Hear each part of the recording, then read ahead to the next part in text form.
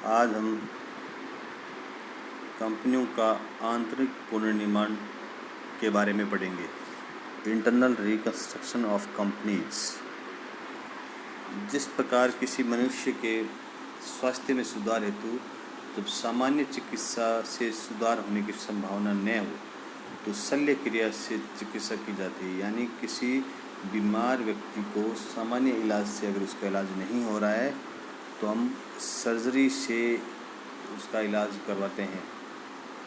उसी प्रकार आंतरिक पुनर्निर्माण एक प्रकार की शल्य क्रिया है। जो इंटरनल रिकंस्ट्रक्शन है वो एक प्रकार की सर्जरी है जिससे उसकी बीमारियों को निकाल कर बाहर फेंक देने का प्रयास किया जाता है। यानी कंपनी के अंदर जो जो कमियां हैं उसको हम बाहर निकाल कर फेंक देते हैं और जिससे कंपनी के भावी जीवन में उत्तरोत्तर समृद्धि को बढ़ने की पर्याप्त आशा की जा सकती है। इसी आशा से कंपनी के पुनर्गठन अथवा प्रभावी पुनर्गठन की प्रक्रिया अपनाई जाती है। तो निम्नलिखित परिस्थितियों में आंतरिक पुनर्निर्माण वांछनीय कहा जा सकता है। यानी वांछनीय है, निम्नलिखित कंडीशन में आप देख सकते हैं कि हमें आंतरिक पुनर्निर्माण करवा सकते हैं। तो फर्स्ट कंडीशन हमारी कौन सी है कि कंपनी की आयगत एवं पूंजीगत हानियाँ बहुत अधिक एकत्रित हो गई है। यानी बैलेंस शीट के अंदर पूंजीगत और आयगत हानियाँ अत्यधिक मात्रा में एकत्रित हो गई है जिससे लाभों या संचयों से अपलिखित करना संभव न हो। यानी ऐसे हानियों को लाभों या संचयों से राइट ऑफ नहीं किया जा सकता हो तब हम आंतरिक पुनर्निर्माण की प्रक्रिया को अपना सकते हैं। कंपनी का पूंजी ढांचा उलझनपूर्ण है और उसे पूंजी बाजार की आवश्यकताओं के अनुरूप बनाने की आवश्यकता है। कंपनी का जो पूंजी ढांचा है वो अधिक जटिल है तो उसको सरल बनाने के लिए हम कंपनी का आंतरिक पुनर्निर्माण कर सकते हैं। कंपनी के अंशों के अंकित मूल्य में परिवर्तन। अगर हम ये चाहते हैं कि कंपनी के अंशों के अंकित मूल्य में परिवर्तन करें तो हम कंपनी का आंतरिक पुनर्निर्माण कर सकते हैं। इक्विटी अंश पूंजी एवं स्थिर लागत पूंजी यानी लोन में संबंध उचित प्रतीत न हो, यानी कैपिटल गियरिंग रेशियो है वो सही नहीं हो तो हम आंतरिक पुनर्निर्माण अपना सकते हैं। फिर संपत्तियां पूंजी का प्रतिनिधित्व नहीं करें। एसेट्स है वो कैपिटल को रिप्रेजेंट नहीं करे। यानी एसेट्स है जो अधिक उसकी वैल्यू अधिक दिखाई जा रही है पर एक्चुअल में उसकी वैल्यू उतनी नहीं है। और लोन हमारे जो पूंजी है वो पूंजी और संपत्तियों में उसका उचित प्रतिनिधित्व नहीं हो। अब हम देखते हैं कि आंतरिक पुनर्निर्माण की प्रक्रिया क्या है। तो आंतरिक पुनर्निर्माण की प्रक्रिया में दो तरह की विधियाँ। पहली विधि है अंश पूंजी में परिवर्तन करना, दूसरी अंश पूंजी में कमी करना। अंश पूंजी में परिवर्तन के लिए फर्स्ट पॉइंट हमारा है नए अंशों के निर्माण द्वारा अंश पूंजी में वृद्धि। नए अंश जारी करके अंशों में वृद्धि कर सकते हैं। कम अंकित वाले अंशों का अधिक अंकित मूल्य वाले अंशों में समामेकन। कम अंकित मूल्य वाले अंशों को अधिक मूल्य वाले अंकित मूल्य वाले अंशों में समामेकन कर सकते हैं। पूर्ण प्रदत्त अंशों का स्टॉक में परिवर्तन, थर्ड पॉइंट। फोर्थ पॉइंट हमारा है वर्तमान अंशों का कम अंकित मूल्य वाले अंशों में उपविभाजन। जो हमारे अंश हैं अभी उनको हम कम अंकित मूल्य वाले अंशों में बदल सकते हैं। फिर लास्ट पॉइंट हमारा अनिगमित अंशों को रद्द करना। जो हमारे अब तक अनिगमित अंश है उनको हम रद्द कर सकते हैं।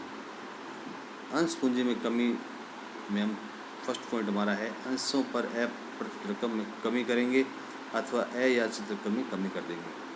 दूसरा पॉइंट है आवश्यकता से अधिक अंश पूंजी को कंपनी द्वारा अपने अंशधारियों को लौटाना। आवश्यकता से अधिक अगर पूंजी है तो उसको अंशधारियों को लौटा देंगे। थर्ड पॉइंट है खोई हुई पूंजी को रद्द करना।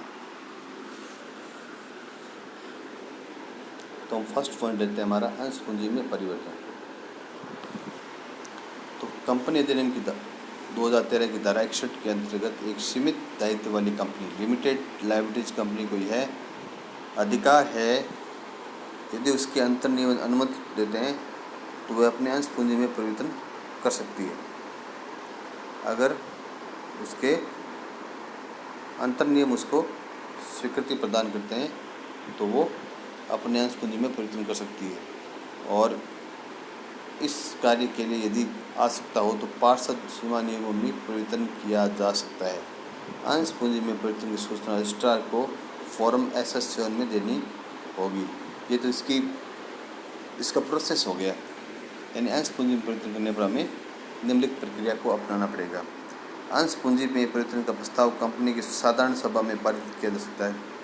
कंपनी का जनरल मीटिंग है, उसमें इसको प्रपोजल को पास करेंगे और इसके लिए न्यायालय ट्रिब्यूनल से अनुमति लेने की आवश्यकता नहीं है। इसके लिए ट्रिब्यूनल से कोई भी अनुमति लेने की आवश्यकता नहीं है। कंपनी अधिनियम 2013 की धारा 61 के द्वारा अंश पूंजी में परिवर्तन के लिए निम्नलिखित विधियाँ बताई गई है। तो फर्स्ट मेथड है इसके नए अंशों के निगमन द्वारा। तो हम क्या कर सकते हैं, यदि कंपनी अपनी अधिकृत पूंजी ऑथराइज कैपिटल का पूर्ण निगमन कर चुकी है, तो ऑथराइज कैपिटल है उसका पूरा का पूरा हमें इश्यू कर दिया है, तो इसको अब पूंजी की आवश्यकता है। तो ऐसी स्थिति में यदि उसके अंतर्नियम में आज्ञा दें तो वह अपने पार्षद सीमा नियम मेमोरेंडम ऑफ एसोसिएशन की पूंजी वाक्य में परिवर्तन कर सकती है और अपनी अधिकृत पूंजी बढ़ा सकती है। अपनी जो ऑथराइज कैपिटल है उसको बढ़ा सकती है। अधिकृत स्कंद विपणी पर अंश वितरित होने पर कंपनी को सेबी यानी ऑथराइज कैपिटल बढ़ाने के लिए उसको सेबी से परमिशन लेने की आवश्यकता है। नए अंशों के निगमन संबंध में केवल यह शर्त यह है कि अंशों को सर्वप्रथम कंपनी के वर्तमान इक्विटी अंशधारियों को प्रस्तावित किया जाएगा। इसके लिए कंडीशन ये है, जो पहले से इक्विटी अंशधारी हैं उनको हम शेयर पहले हम प्रपोज करेंगे। यदि अंशधारी इन अंशों को नहीं खरीदते हैं, यदि वो नहीं परचेज करते हैं, तो इन अंशों को अन्य व्यक्तियों को बेचा जा सकता है। विद्यमान अंशधारियों के इस अधिकार को पूर्व क्रय अधिकार अथवा क्षमा राइट ऑफ फ्री इम्प्रेशन कहते हैं। यह अधिकार उसको कंपनी के अधिनियम 2013 की धारा 62 के अंतर्गत प्राप्त है। इस धारा 62 के अनुसार कंपनी के अंशधारियों को अंशों को खरीदने का पूर्व अधिकार है, यानी राइट ऑफ प्री इम्प्रेशन। तो एग्जाम्पल नंबर फर्स्ट मैंने लिया, इसमें नलिन लिमिटेड का 60 लाख रुपए की अधिकृत पूंजी से पंजीयन हुआ था। अधिकृत पूंजी 100 रुपये वाले 30,000 इक्विटी अंशों तथा 30,000 पूर्वाधिकार अंशों में विभाजित थी। 30,000 के तो इक्विटी शेयर, 30,000 के प्रेफरेंस शेयर, जिसमें से कंपनी के समामेलन के वर्ष में समस्त इक्विटी अंश और समस्त पूर्वाधिकार अंश जनता को निगमित किए जा चुके थे। यानी जो 60 लाख के पूरे शेयर हैं उनको हमने जनता में इश्यू कर दिया है। अपने समामेलन के 3 वर्ष पश्चात कंपनी ने अपनी अधिकृत अंश पूंजी बढ़ाकर 100 लाख करने का निर्णय किया, जो 60 लाख के इक्विटी अंश में और 40 लाख के प्रेफरेंस शेयर में विभाजित की गई। अब जो 60 लाख की इसके पहले ऑथराइज कैपिटल इसको 100 लाख करने का विचार कर रहे हैं। 100 लाख में 60 लाख की तो इक्विटी शेयर और 40 लाख के प्रेफरेंस शेयर होंगे। उसके उपरांत कंपनी ने 10,000 इक्विटी अंश और 10,000 पूर्वाधिकार अंश को 5% प्रीमियम पर निगमित करने का निश्चय किया। भारतीय कंपनी अधिनियम 2013 की धारा 62 की पूर्ति के लिए अंश सर्वप्रथम अंशधारियों को प्रस्तावित किए गए जिनको इन्हें खरीदने का पूर्वाधिकार है। कंपनी के इन अंशधारियों ने समस्त अंशों को ग्रह कर लिया, यानी जो प्री इम्प्रेशन है उसमें जो पहले इक्विटी शेयरधारी हैं उनको अंशों को खरीदने का पहले अधिकार है, तो उन्होंने सभी अंशों को क्रय कर लिया। अंशों पर 50 रुपये प्रार्थना पत्र के साथ और 55 रुपये प्रीमियम सहित, एप्लीकेशन में 50 रुपये, अलॉटमेंट पर 55 रुपये होंगे, 5 रुपये इसमें प्रीमियम होगा। कंपनी ने इन अंशों के निगमन पर 2,000 खर्च किए। जो इश्यू ऑफ शेयर्स के एक्सपेंसेज है वो 2,000 रुपये थे। संचालकों ने इन अंशों को अंश निगमन पर प्राप्त प्रीमियम की राशि से अपलिखित करने का निश्चय किया, यानी इन एक्सपेंसेस को जो इक्विटी शेयर्स हम प्रीमियम मिला है इससे हम राइट ऑफ कर देंगे। इसमें आपको ए पॉइंट है बताइए कि उन हिस्सेदारियों को जिन्होंने इस अंशों को कंपनी अधिनियम 2013 की धारा 62 के अंतर्गत खरीदने का अधिकार है किस अनुपात में प्रस्तावित किए जाएंगे। तो एक आपको रेशियो पूछा है यानी जो वर्तमान हिस्सेदारी उनको किस रेशियो में शेयर दिए जाएंगे। दूसरा, कंपनी के पुस्तकों में निगमन संबंधी आवश्यक जनरल प्रश्न कीजिए। जनरल प्रश्न वही करनी है जैसे हम फर्स्ट ईयर में करते थे, 12th में आपने कर रखी है। कंपनी के चिट्ठे में अंश पूंजी और अंश प्रीमियम की मदों को दिखाइए। तो पहले हम देखते हैं, क्योंकि जो 30,000 शेयर हैं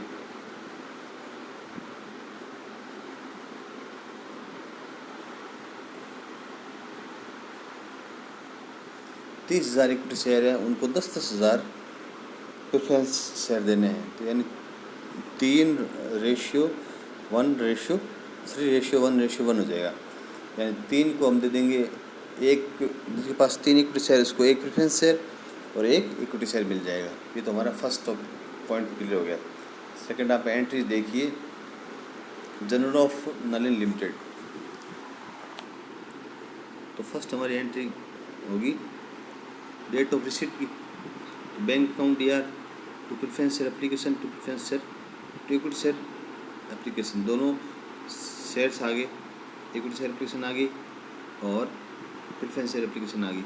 शेयर आपके पास 10,000 के हैं और रेट उनकी 50 रुपये से है। तो 50 रुपये से तो